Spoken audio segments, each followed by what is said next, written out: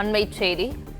சென்னை நீலாங்கரையில் உள்ள தவிக தலைவர் விஜய் வீட்டின் மொட்டை மாடியில் இளைஞர் பதுங்கியிருந்த விவகாரம் தொடர்பாக நீலாங்கரை காவல் நிலையத்தில் விஜய் தரப்பில் அவரது மேலாளர் புகார் அளித்திருக்கிறார். இது குறித்தான கூடுதல் விவரங்களோடு இணைந்திருக்கிறார் நமது செய்தியாளர் கதிரவன். வணக்கம். இது குறித்தான முழு விவரங்களையும் பதிவு செய்யலாம்.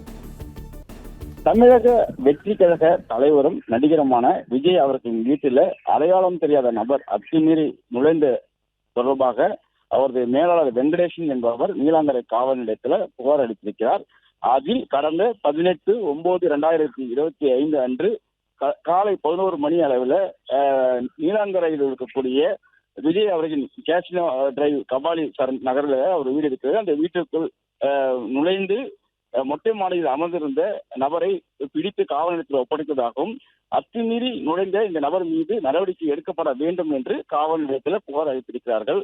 குறிப்பா நீலாங்கரை கேசினோ டிரைவ் பகுதியில் தமிழக வெற்றி கழகத்தின் தலைவர் விஜய் வசித்து வருகிறார். இவரது வீட்டுக்கு தான் கடந்த 18ஆம் தேதி காலை 11 மணி அளவில் விஜய் வீட்டின் மாடிக்கு சென்ற போது அங்கு ஒரு நபர் இருந்திருப்பதும் தெரிய வந்திருக்கிறது.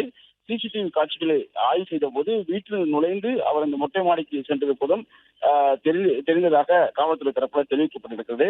அவர் 2 நாட்கள் சாப்பிடாமல் இருந்ததாகவும் இரவு முழுவதும் வீட்டிலே இருந்து கொண்டு விஜயை பார்ப்பதற்காக அவர் காத்திருந்ததாகவும் கூறப்படுகிறது. சற்று மனநலம் பாதிக்கப்பட்டதாக இருப்பதாகவும் வேளச்சேரியில் சித்தி வீட்டில் அவர் தங்கியிருந்ததாகவும் போலீசார் விசாரணையில தெரிய வந்திருக்கிறது.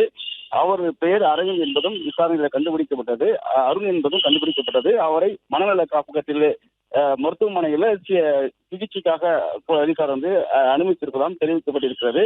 இந்த நிலையில தொடர்ந்து காவல்துறையினர் விசாரணை நடைபெற்று வரக்கூடிய நிலையில தாவேகா சார்பில் ஒரு சில குற்றச்சாட்டுகளை முன்வைத்திருக்கிறார்கள். குறிப்பாக ஏற்கனவே பனையூர் அலுவலகத்துல மர்ம நபர் உள்ளே நுழைந்தார். தற்போது அவரது வீட்டிற்குள்ளும் பாதுகாப்பு மீறி, அதாவது ஒய் பிரிவு பாதுகாப்பு அவருக்கு வழங்கப்பட்டிருக்கிறது.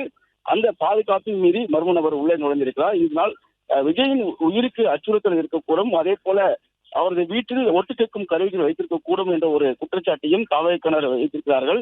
இதற்காக கூடுதலாக பாதுகாப்பை கேட்டு காவல் நிலையத்திலும் காவல் ஆணையரிடமும் மனு அளிக்க இருப்பதாகவும் தாவேகா தரப்பில் தெரிவிக்கப்பட்டிருக்கிறது. ஒய் பிரிவு விஜய் பாதுகாக்கும் பொருட்டு அவர்களுக்கு வழங்கப்பட்டிருக்கிறது.